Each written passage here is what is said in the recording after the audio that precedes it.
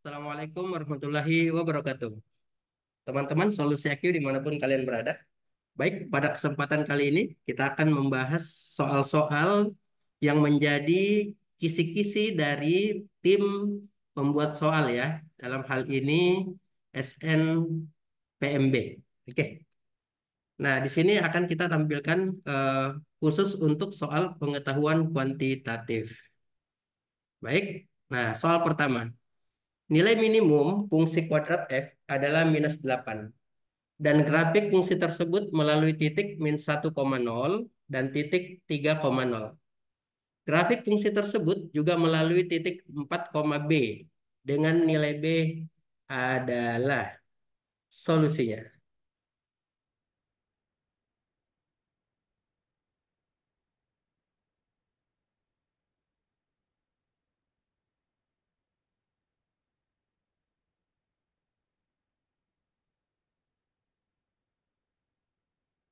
Nah, karena di sini sudah diketahui titiknya itu fungsinya atau fungsi kuadrat ini melalui -1,0 dan 3,0. Artinya fungsi tersebut akan memotong sumbu X di dua titik. Oke. Jadi kalau fungsi memotong sumbu X di dua titik, kita bisa gunakan persamaan ini ya. Y sama dengan A dikali X kurang X1 kali X kurang X2. Nah, oke, yang ini ya. Oke. Jadi dari sini kita bisa tentukan nanti sumbu simetrinya. Oke. Nah, karena titiknya tadi sudah diketahui, yaitu -1,0 dan 3,0, X-nya, X1-nya -1, dan X2-nya 3. Tinggal disubstitusi. Sehingga kita peroleh Y sama dengan A, X dikurang -1. Nah, berarti jadi +1 ya. Kali X dikurang 3. Nah, dari sini bisa kita urai menjadi Y sama dengan A. Nah, ini berarti X kali X, X kuadrat. X kali -3 X ditambah 1 kali X. Jadi yang tersisa -2X. 1 kali -3 -3. Nah, dari sini bisa kita peroleh sumbu simetrinya. Yaitu min B per 2A. Nah, ingat kembali sumbu simetri. Sumbu simetri. Yaitu X. Itu min B per 2A. Oke, kita tinggal substitusi nilainya. Berarti min B. B-nya -2 per 2 kali A. A-nya ini koefisien dari X kuadrat. Jadi 1. Nah, min ketemu min plus 2 bagi 2, 1. Oke, jadi pembuat maksimumnya itu 1. Nah, karena di sini ada nilai minimumnya, ini 1 ini pembuat maksimum atau minimum ya. Kita belum tahu apakah ini fungsinya dia fungsi maksimum atau minimum, karena itu tergantung dari A-nya nanti ya, A yang ini. Nah, oke. Kita lihat di sini eh, pembuat maksimum minimumnya 1. Nah, ini karena di sini ada nilai minimum. Oh, maaf, ini nilai minimum fungsi -8. Berarti 1 ini pembuat minimum. Oke. Nah, jadi boleh -8 dan 1 ini kita substitusi ke fungsinya. Nah, karena ini nilai berarti dia Y. Sehingga kita peroleh -8. Oke. Oh iya, namun terlebih dahulu kita cari dulu nilai A-nya ya.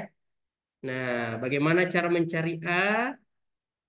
Ini, ini tadi kita gunakan -8 ini. Nah, berarti -8 sama dengan A dikali, tinggal ganti X-nya dengan 1. 1 tambah 1, 2. 1 kurang 3 -2. Oke, sehingga diperoleh nilai A-nya adalah -8 bagi -4. Sama dengan 2. Oke, nah karena A-nya sudah dapat, tinggal kita substitusi. Ini 4, B. Karena dia melalui fungsi berarti boleh disubstitusi di fungsi ini. Sehingga kita peroleh Y-nya itu adalah B. Berarti B sama dengan A, A-nya 2 tadi ya. 2 dikali. X-nya 4, 4 tambah satu 5.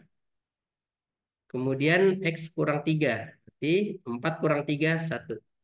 Sehingga nilai B adalah 2 kali 5 kali satu sama dengan 10. Jadi jawabannya adalah 10. Soal berikutnya. Bilangan 4 angka A094 kurang dari 6.000. Jika bilangan tersebut dibagi 3 akan bersisa satu. Maka nilai A adalah solusinya.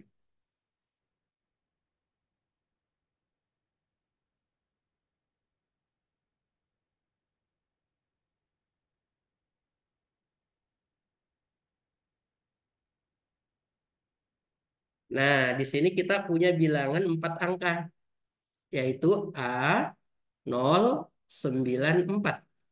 Nah, pada saat ini dibagi 3, dia bersisa satu. Nah, jadi ini boleh kita tuliskan menjadi 3 kali suatu bilangan ditambah sisanya satu. Oke. Nah, jadi ini boleh kita tulis menjadi 3K itu adalah A094, tinggal kita kurangi satu. Jadi ini adalah A093. Nah, berarti 3K. Artinya ini merupakan bilangan kelipatan 3. Nah, karena dia kelipatan 3, ingat ciri-ciri suatu bilangan habis dibagi 3 jika jumlah angka-angkanya habis dibagi 3. Jadi tinggal kita jumlahkan saja angka-angkanya ya. Nah, pada saat kita jumlah berarti A tambah 0 tambah 9 tambah 3. Karena 9 dan 3 ini 12, berarti A-nya harus bisa dibagi 3 juga. Habis dibagi 3 ya. Berarti A yang mungkin dari sini yaitu 0, 3, 6, dan 9. Tapi ingat di soal bahwa dia harus kurang dari 6.000. Yang artinya A-nya ini tidak boleh 6 atau 9. Nah, karena bilangan 4 angka, maka A-nya juga tidak boleh sama dengan 0. Jadi jawabannya A sama dengan 3. Nah, soal berikutnya. Nah, soal ini merupakan kelanjutan dari soal sebelumnya. Bilangan 4 angka A094 kurang dari 6.000, banyaknya faktor prima dari bilangan 4 angka tersebut adalah. Nah, di sini kita karena yang dicari faktor primanya, banyaknya faktor prima dari bilangan 4 angka tersebut adalah solusinya.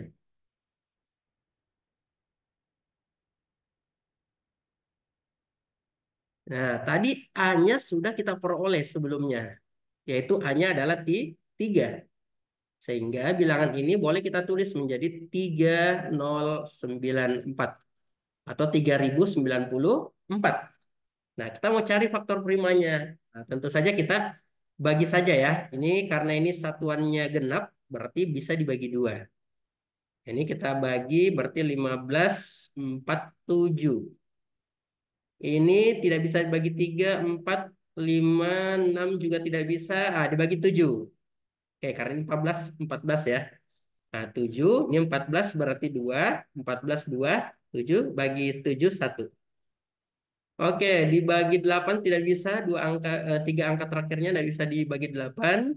9 juga, 5 jumlahnya, 10, 11, 11, 22 tidak bisa. 13. Oke, 13, 3 kali akhiran 7. Berarti ini harusnya 17 ya. Oke, sudah benar. Jadi banyaknya faktor prima dari bilangan 4 angka tersebut adalah 2, 7, 13, dan 17. Yaitu sebanyak 4. Nah, oke. Soal berikutnya. Nah, masih dengan soal yang sama, hanya pertanyaannya yang berbeda ya. Oke, jadi di sini yang ditanyakan adalah banyaknya faktor positif dari bilangan 4 angka tersebut adalah solusinya.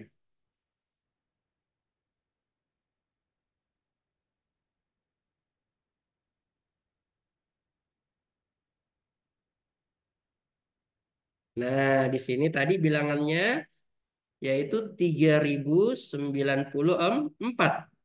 Oke, kita mau cari banyaknya faktor positif. Berarti ini bisa kita gunakan beberapa cara ya.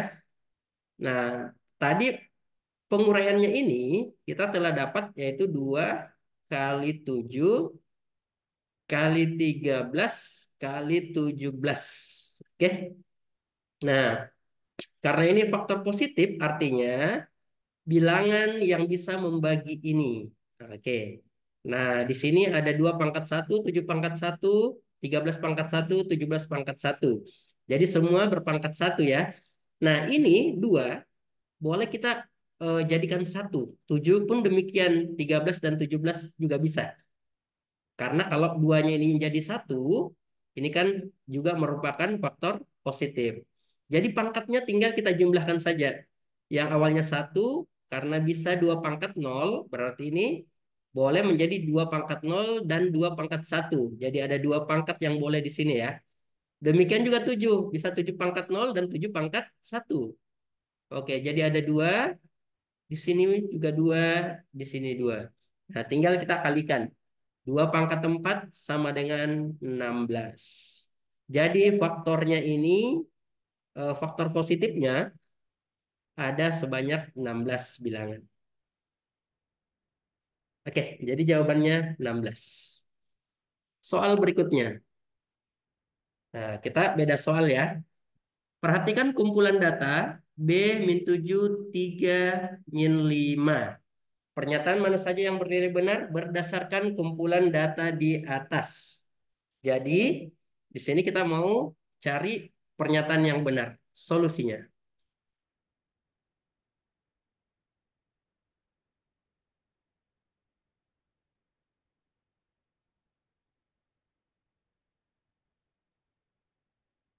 Nah, di sini kita cek, bisa cek datanya dulu ya. Kita tuliskan dulu datanya ya. Berarti B minus 7, 3, dan minus 5. Nah, kita cek data pertama. Oke, untuk pernyataan pertama. Nah, untuk pernyataan pertama, B-nya itu minus 11. Maka, apakah benar bahwa rata-ratanya min 5? Nah, ini tinggal kita jumlah. Min 7, min 5, min 12. Ditambah 3, min 9. Min 9 tambah min 11, berarti minus 20. Kita bagi, ada 4 data. Ini sama dengan minus 5. Ah, benar. Ternyata benar ini ya. Oke. Kalau satu benar, maka pernyataan 3 juga pasti benar. Oke. Nah, sekarang kita cek pernyataan kedua. Nah, pernyataan duanya untuk B sama dengan minus 7. Kita cek apakah mediannya minus 6. Oke, median, masih ingat median? Median itu adalah data tengah setelah data diurutkan. Berarti ini kita urutkan dulu ya. Nah, berarti pada saat B-nya min 7, nah di sini terendahnya min 7, minus 5, dan 3. Di sini datanya ada genap, ada 4 ya. Berarti mediannya kita ambil 2 data tengah. Tip min 7 ditambah minus 5. Kita bagi 2. Min 7 tambah min 5. Min 12 bagi 2. Minus 6. Ah, ternyata benar juga ya. Untuk pernyataan kedua. Sekarang pernyataan ketiga. Pernyataan ketiga jangkauan. Ah, maaf, pernyataan keempat yang ditanyakan adalah jangkauan data. Kalian masih ingat jangkauan itu adalah data terbesar dikurang data terkecil, T. Atau data yang memiliki nilai terbesar ya, dikurang data terkecilnya. Nah, ini untuk B sama dengan minus 8. Oke, kita hitung. Kalau B-nya minus 8 berarti jangkauannya ini, nah jangkauannya adalah Nilai terbesar berarti 3 ya. 3 dikurang minus 8. 11. Ternyata 4 salah. Jadi jawaban yang benar adalah 1, 2, dan 3 saja. Soal berikutnya.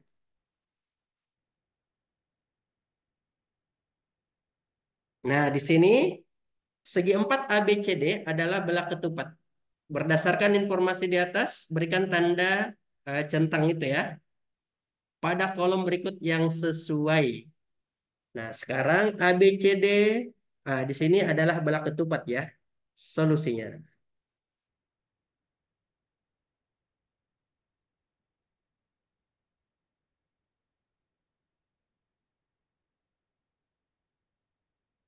Nah, kalian masih ingat belah ketupat itu gambarnya bagaimana ya? Oke, jadi belah ketupat itu kita sketsa dulu. Nah, ini belah ketupat. Yang suka makan ketupat ya. Oke. Nah, kita beri nama A, B, C, D. Oke, ini belah ketupat ya. Hanya ini sketsanya yang kurang rapi ya. Oke. Sekarang kita lihat pernyataan pertama. A, B, C, D mempunyai dua pasang sudut berhadapan sama besar. Kita lihat di sini ada 4 sudutnya. Tentu saja ini berhadapan dengan yang bawah ya. Nah, ini ternyata sama besar. Kemudian yang kedua sudut A juga berhadapan dengan sudut C. Ini juga sama besar. Jadi pernyataan pertama benar.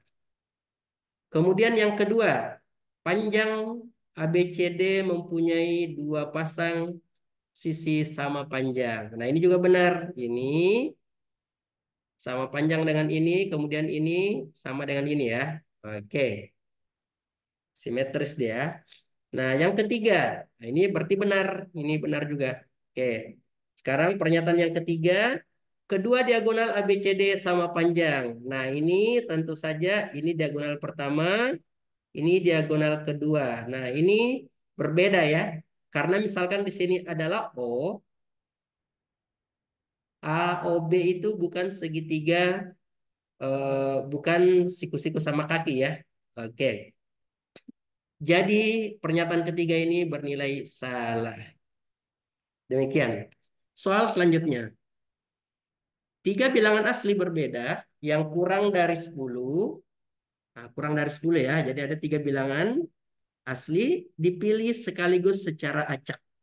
Oke, pernyataan yang benar ya, ada berapa? Solusinya.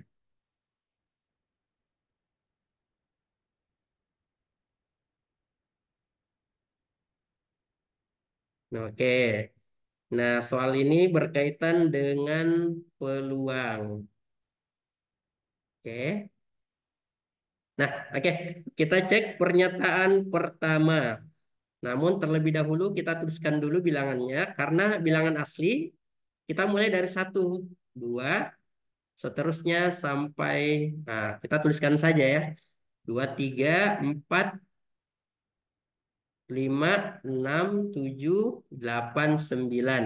Oke, kita cek pernyataan pertama. Peluang semua bilangan yang terpilih prima kurang dari 1/20. Nah, karena kita ambil 3, berarti peluang keseluruhannya itu adalah kombinasi 3 dari 9. Karena ada 9 bilangan di sini ya. Oke. Kemudian 3 ini diharapkan adalah dari prima. Nah, berarti di sini kita cek dulu bilangan primanya. Ada berapa? Jadi prima itu apa saja? Bilangan prima, bilangan yang hanya bisa dibagi satu dan dirinya. Jadi 2, 3, 5, dan 7. Jadi ada 4. Kombinasi 3 dari 4. Kita hitung dulu ini. Kombinasi 3 dari 9. Berarti 9 faktorial per 6 faktorial dikali 3 faktorial. Nah, berarti kita boleh urai ini. Sampai 6 faktorial ya. Oke, dibagi 6 faktorial kali 3 faktorial. Yaitu 3 kali 2. Oke. Nah, kemudian ini bisa dicoret. Coret. Nah, 3 dengan 9 sisa 3. 8 bagi 2, 4. Jadi 3 kali 4 kali 7. Nah, kombinasi 3 dari 4.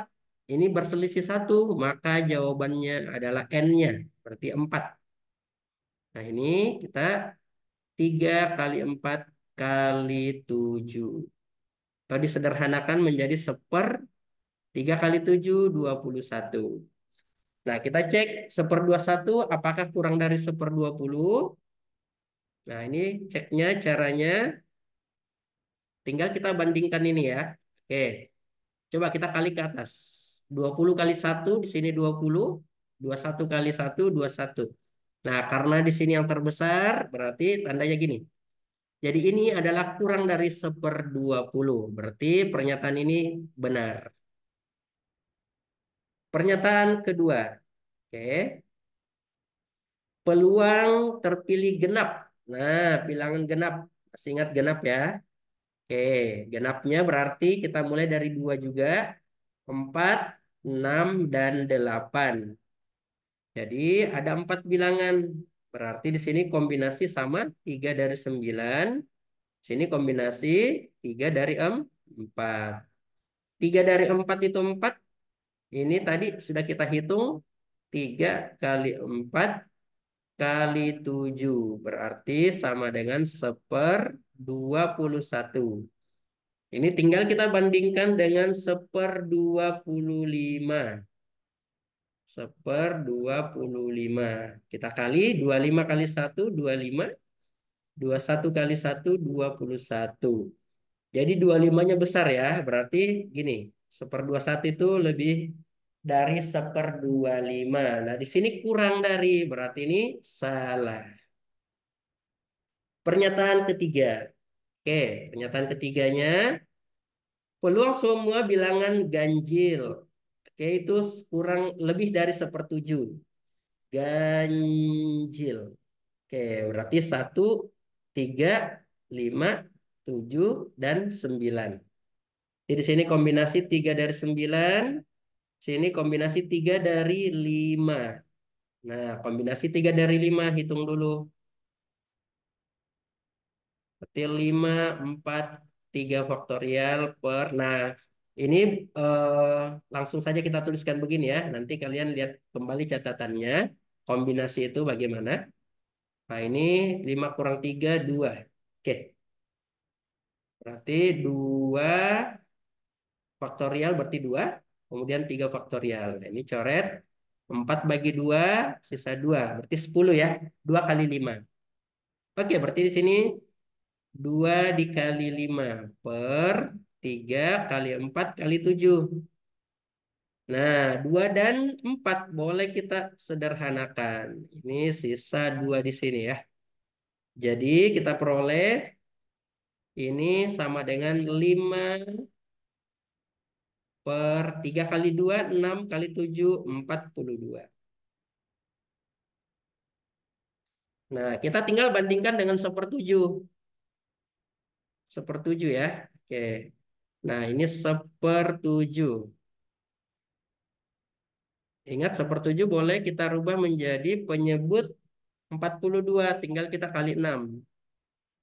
Berarti di sini 6/42 ini. Oke. 42 ya. Nah, lihat penyebutnya sama. Berarti pembilangnya yang diperhatikan. Karena 6 lebih dari 5, berarti di sini 1/7 ini lebih besar dari ini. Berarti tandanya gini ya. Nah, di sini ganjil lebih dari. Nah, berarti ini pernyataan yang salah. Seharusnya kurang dari ya. Kemudian pernyataan keempat. Nah, pernyataan keempatnya,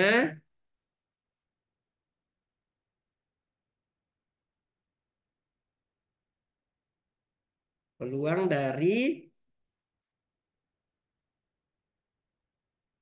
jumlah semua bilangan yang terpilih kurang dari 8.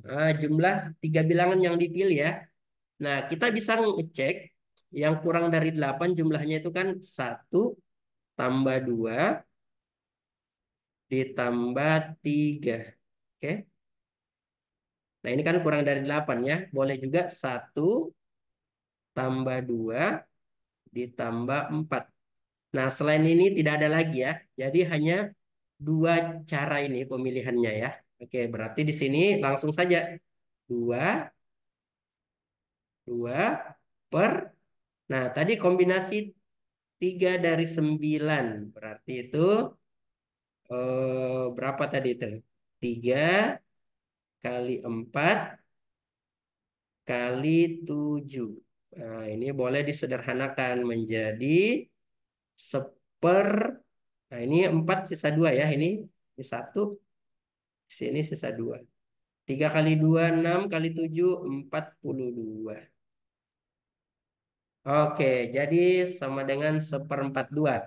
Nah, kita bandingkan dengan seperempat 2. Nah, ini seperempat 2. Nah, berarti dia sama. Jadi pernyataan keempat ini,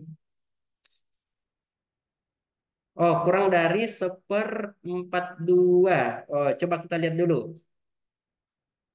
Peluang jumlah semua bilangan yang terpilih kurang dari 8 adalah seperempat 2. Nah, benar. Nah, ini tadi kurang dari 8 ya. Ini sama dengan. Ini pernyataan yang benar. Jadi jawabannya ada dua pernyataan. Nah, di sini masih ada ya pilihan opsi 3 dan pilihan opsi 4. Oke, 4. Jadi jawaban yang benar adalah dua pernyataan yang benar. Soal selanjutnya. Segitiga ABC siku-siku. Nah, kita tidak tahu siku-sikunya di mana. Nah, ini kita mau cari berdasarkan informasi yang diberikan, manakah hubungan kuantitas P dan Q berikut yang benar solusinya.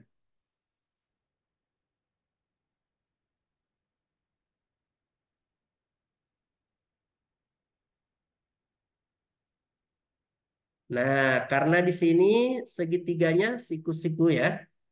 Kita buat dulu siku-siku. Nah, ini kita tidak tahu posisi siku-sikunya itu di mana, A, B, atau C. Nah, karena di sini ada pernyataan sudut A kurang sudut B 60. Nah, berarti kan di sini sudut C-nya adalah alfa. Nah, misalkan A-nya 90. Berarti misalkan A di sini ya. Di sini B, berarti di sini C. Nah, berarti B-nya ini adalah 30. Karena 90 kurang 30, 60. Nah, berarti alfanya, akibatnya ini alfanya itu sama dengan, juga sama dengan 60. Oke, nah bagaimana kalau dia siku-siku di C? Oke, jadi ada kemungkinan dia siku-siku di C juga ya. Nah, kalau begitu, kalau siku-siku di C, berarti sudut alfanya ini adalah 90. Nah, karena ada dua kemungkinan, berarti kesimpulannya hubungan antara kuantitas P dan Q berikut yang benar itu tidak dapat ditentukan. Oke, soal berikutnya. Perhatikan barisan bilangan real 2A8. Putuskan apakah pernyataan 1 dan 2 berikut cukup untuk menjawab pertanyaan. Nah, di sini ada dua pernyataan. Kita diminta apakah kedua pernyataan tersebut cukup untuk menjawab pertanyaan. Solusinya.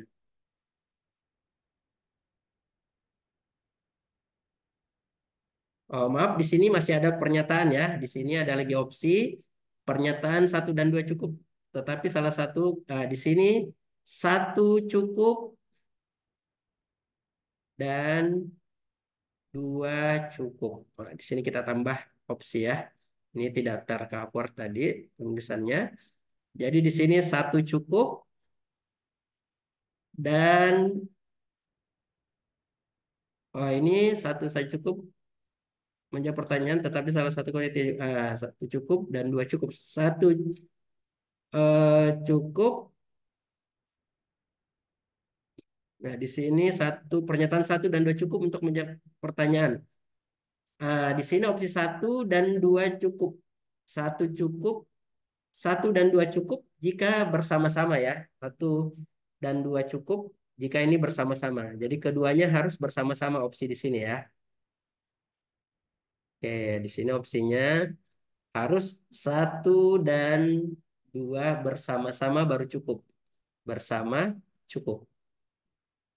Kemudian di sini satu dan dua tidak cukup. Satu tidak cukup dan dua tidak cukup. Oke, solusinya. Oke,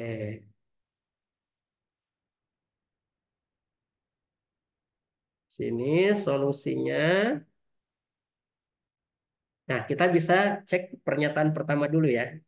Oke, pernyataan pertama. Barisan tersebut adalah aritmetika. Nah, kalau 2A8 adalah aritmetika, maka ini aritmetika, maka bisa kita tentukan A-nya ini dengan cara, ini kan suku kedua. Berarti 2 kali suku kedua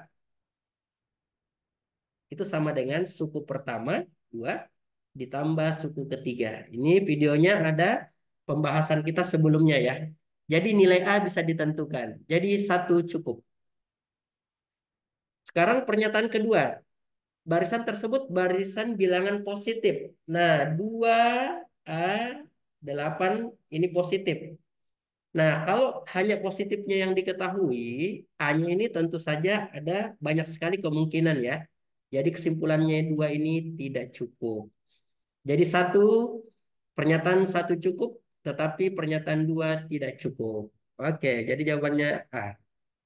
Soal berikutnya. Nah, soal ke-10 ini merupakan soal isian. Jadi format untuk tahun UTBK 2024 kali ini akan ada soal isian. Oke, solusinya.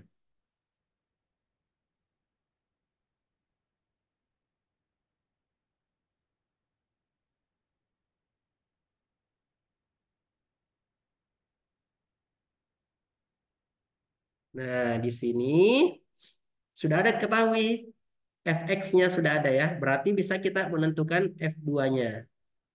Nah, ganti saja x-nya dengan 2. Berarti diperoleh 2 pangkat 2, 4.